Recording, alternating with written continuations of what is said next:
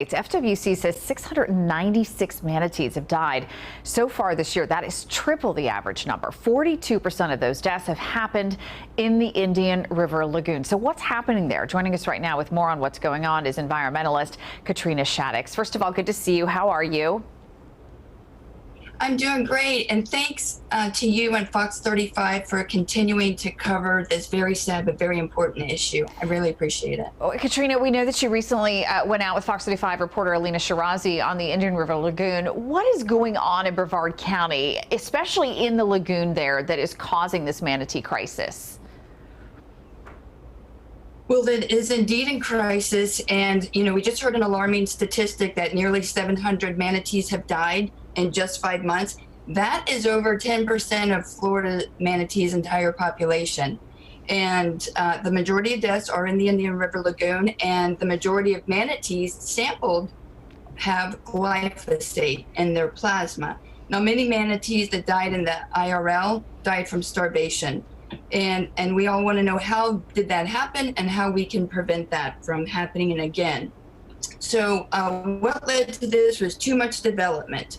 Too much development led to too many bad chemicals being dumped into our waterways.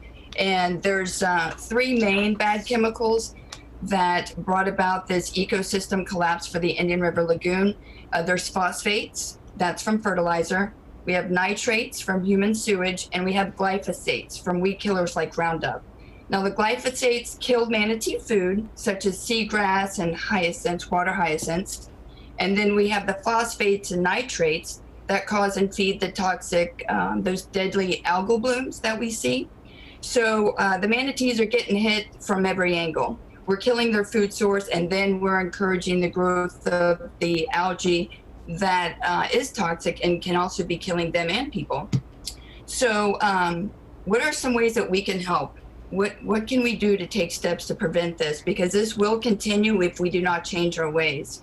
But to understand how the chemicals get in, the fertilizer and weed killer we put on our lawns and golf courses get carried into our waterways, like the Indian River Lagoon and the St. John's, by our stormwater drainage systems. Katrina, if sewage gets into our water. Sorry, I just want to interrupt. Yes. We have to wrap it. Is there a way where viewers can learn more about this project? Do you have a website that you have set up so that we can learn more about prevention?